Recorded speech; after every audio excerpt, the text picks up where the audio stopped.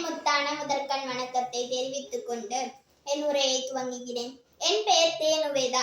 நான் 9ஆம் வகுப்பு அரசினர் மகளிர் மேல்நிலைப் பள்ளியில் படித்து வருகின்றேன். அப்துல் கலாம் டாக்டர் APJ அப்துல் கலாம் அவர்கள் 1931ஆம் ஆண்டு அக்டோபர் 15ஆம் தேதி ஜெயினுல்லாப்தீன் மற்றும் ஆசியம்மா அவர்களுக்கு மகனாக தமிழ்நாட்டின் ராமநாதபுரம் மாவட்டத்தில் உள்ள ராமேஸ்வரத்தில் பிறந்தார். இவருக்கு அறிவியல் மீது மிகவும் ஆர்வம் இருந்ததால் இயற்பியல் மற்றும் விண்வெளி பொறியியல் படித்தார்.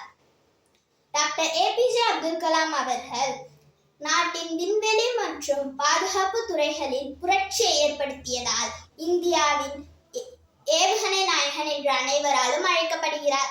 1969ஆம் ஆண்டு இந்திய விண்வெளி ஆராய்ச்சி நிறுவனம் அதாவது இஸ்ரோவிற்கு மாற்றப்பட்டார். அங்கு இவர் பூமிக்கு அருகில் உள்ள சுற்றுப்பாதையில் ரோஹிணி செயற்கைக்கோளை வெற்றிகரமாக நிலைநிறுத்திய இந்தியாவின் முதல் ஏவுகணை திட்ட இயக்குநராகவும் இருந்தார். 1992 முதல் 1999 வரை 7 ஆண்டுகள் பிரதமரின் முதன்மை அறிவியல் ஆலோசகராகவும் DRDO செயலாளராகவும் இருந்தார். 2002 இந்தியாவின் 11வது ஜனாதிபதியும் ஆனார். இவர் ஏழை குடும்பத்தில் பிறந்திருந்தாலும் இது போன்ற பல சாதனைகளை செய்துள்ளார். தனது தாய்மொழியிலேயே கல்வி பயின்று அறிவியல் துறையில் உள்ள சாதனைகள் செய்தவர் APJ அப்துல் கலாம். தமிழ் இலக்கியங்கள் அனைத்தையும் APJ அப்துல் கலாம் படித்திருக்கிறார். குறிப்பாக திருக்குறளை கரைத்து குடித்திருந்தார் என்றே சொல்லலாம். திருக்குறளின்படி வாழ்ந்தும் காட்டினார்.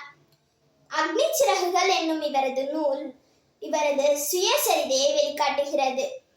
திருமணம் செய்து கொண்டால் அறிவியல் வளர்ச்சி பணிகளில் முழுமையாக ஈடுபட முடியாது என்பதற்காக திருமணம் செய்யாமலேயே தன்னை முழுமையாக அறிவியல் பணியில் ஈடுபடுத்திக் கொண்டார்.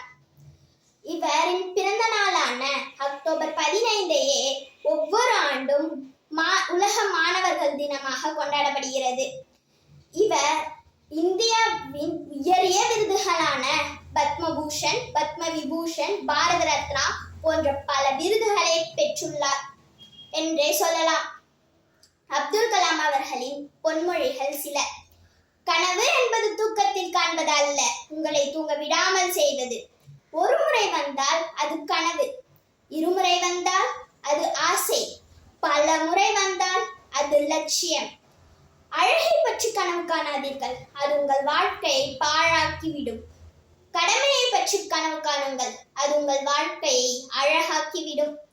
தவறான பாதையில் வேகமாக செல்வதை விட சரியான பாதையில் மெதுவாக செல்லுங்கள், வாழ்க்கையை புரிந்து கொள்ளலாம். நமது பிறப்பு ஒரு சம்பவமாக இருக்கலாம், ஆனால் இறப்பு ஒரு சரித்திரமாக இருக்க வேண்டும்.